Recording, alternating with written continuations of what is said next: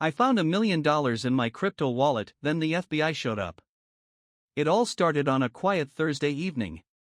I was sitting in my tiny one-bedroom apartment, scrolling through memes on my ancient laptop.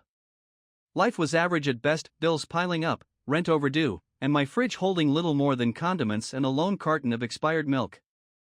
I needed a miracle, and little did I know, one was waiting for me just a few clicks away. Out of sheer boredom, I decided to check my old crypto wallet. I hadn't touched it in years, not since 2015, when Bitcoin was worth peanuts, and the whole crypto thing was a joke among my friends. I logged in, expecting to see my dusty collection of a few coins worth a couple of bucks. But then, my heart stopped. The balance read $1,127,349.54. I stared at the screen, refreshing it at least 10 times. There had to be a mistake. Was this some kind of bug? Did my account get hacked and someone accidentally deposited this insane amount into it?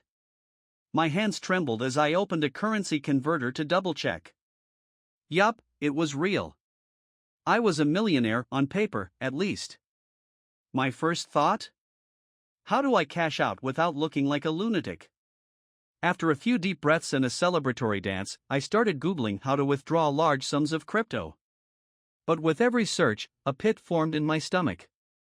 People kept warning about tax implications, legal hoops, and, worse, the possibility of attracting scammers, or worse, the government. I convinced myself I was being paranoid. This was my money, right? I probably bought Bitcoin years ago and forgot about it.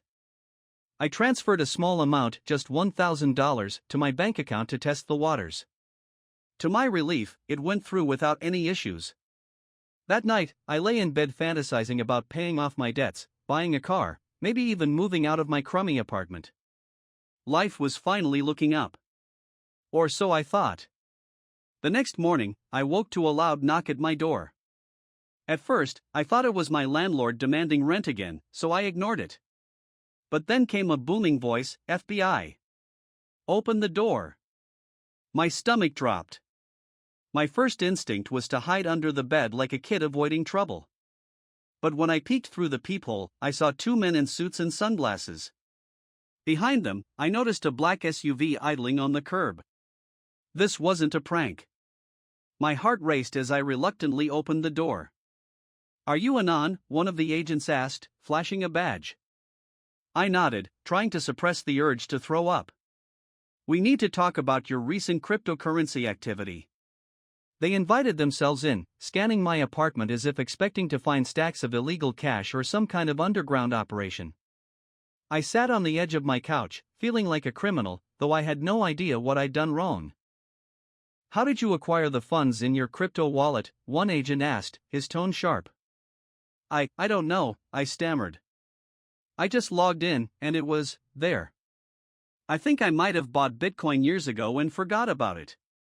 The second agent exchanged a look with his partner.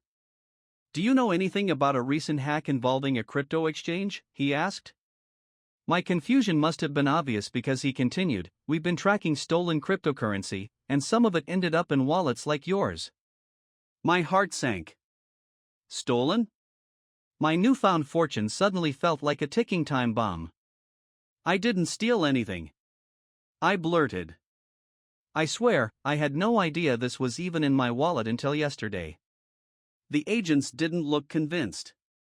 They spent the next hour grilling me, asking about my crypto history, where I worked, who I associated with, and even combing through my laptop. I didn't have much to offer besides a few dusty emails and receipts proving I'd made some small purchases back in 2015. Eventually, they seemed to accept my story. "Here's the deal," one of them finally said. "We believe your wallet was used as a transfer point for illicit funds. You're not under arrest, but we'll need to freeze your account while we investigate."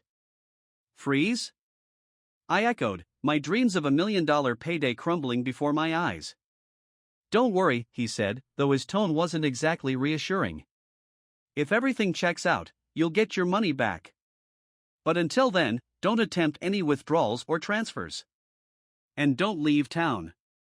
As soon as they left, I collapsed onto the couch, staring blankly at the ceiling.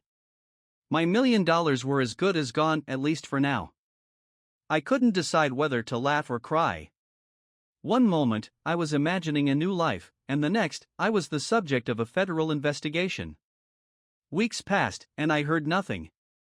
My account remained frozen, and my landlord wasn't too thrilled about my "I'm about to be rich, I swear" excuse. The small $1,000 I'd withdrawn before the FBI showed up barely covered my overdue rent. To this day, I don't know if I'll ever see that money again. Maybe it really was stolen, or maybe the government just wanted to keep it for themselves. Either way, one thing's for sure, being a millionaire, even for a moment, isn't all it's cracked up to be.